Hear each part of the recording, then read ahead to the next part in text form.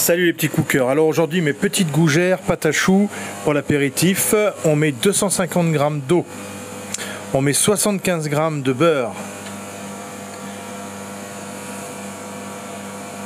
On met une belle pincée de sel. On met pas de sucre parce que c'est des gougères pour l'apéritif.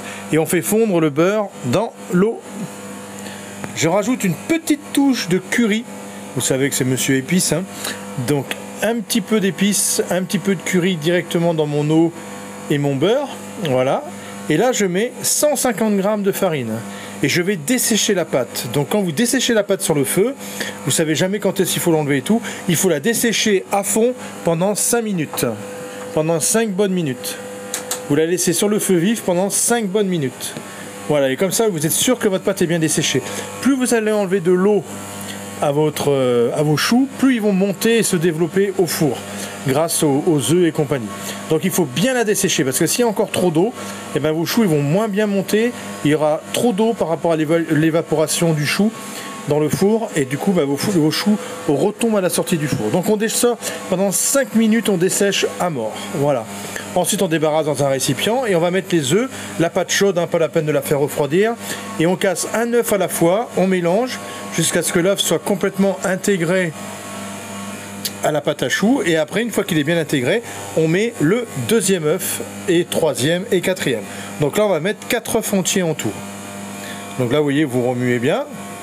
Je vous fais pas en accéléré, hein, je vous fais en temps réel, hein, parce que comme ça vous voyez bien que ça met un petit moment avant, hein. Au départ elle se sépare un petit peu la pâte, et puis après vous allez voir qu'elle va bien s'homogénéiser.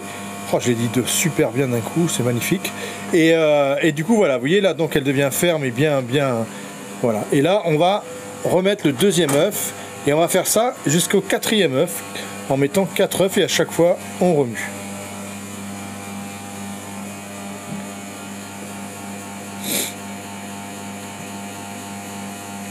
Voilà, vous voyez, on y va vite, jusqu'à ce que l'œuf s'intègre complètement dans la pâte.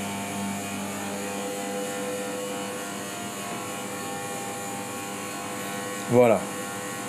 Le troisième, bon ça on va jusqu'au quatrième comme ça. Donc là voilà, les 4 sont mis, vous voyez la pâte est bien lisse, bien brillante. Quand vous la faites tomber, ça fait le petit bec d'oiseau. Et là vous avez votre pâte à choux qui est parfaite. Voilà. Donc là, on va y rajouter du gruyère. Normalement, on met 75 g de gruyère râpée.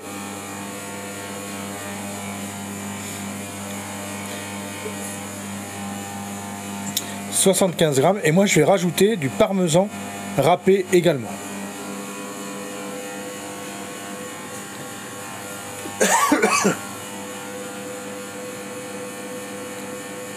Voilà, je rajoute 25 g de parmesan.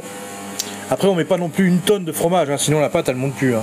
Après elle est trop lourde, hein, bien évidemment.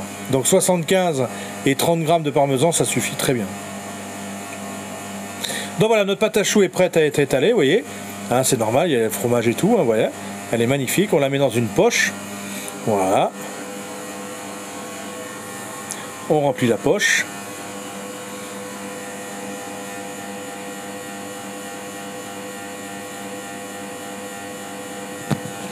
Ensuite on coupe le bout de la poche et on se met à 1 cm et on fait des gros des gougères, pardon, des grosses gougères comme ceci, vous voyez, hop, de taille assez régulière.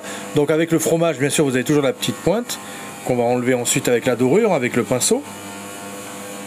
Donc voilà, on remplit bien, vous voyez, on se met 1 cm, on lève un petit peu et on laisse bien le chou se former.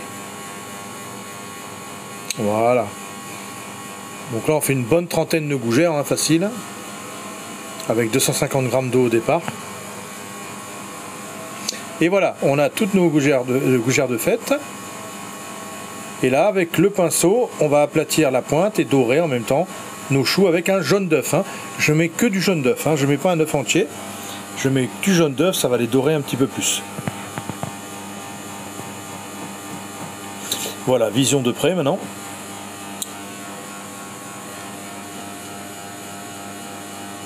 Voilà, parfait.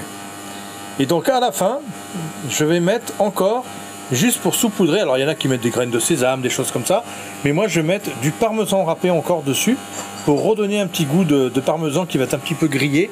Ça va faire encore une deuxième texture de fromage et ça fait pas mauvais du tout. Donc là, vous voyez, je mets du parmesan râpé dessus. Voilà. Impeccable. Et donc on les met au four 20 minutes à 200 degrés. 20 minutes à 200 degrés. Vous voyez, prêt à répartir. Voilà. Allez, au four. Le four est chaud, bien sûr, un four chaud. 200 degrés, 20 minutes. Et voilà, au bout de 20 minutes, eh ben, regardez comme ils sont magnifiques. Ils donnent pas envie. Voilà. Ils sont tout prêts, tout beaux. Il n'y a plus qu'à prendre l'apéro, une petite vendange tardive avec ça, et c'est le bonheur absolu. Voilà les petits cookers, merci à vous, à bientôt. N'oubliez pas de parler de la chaîne, enfin du TikTok, de tout ça, et puis à bientôt pour d'autres petites recettes. Ciao!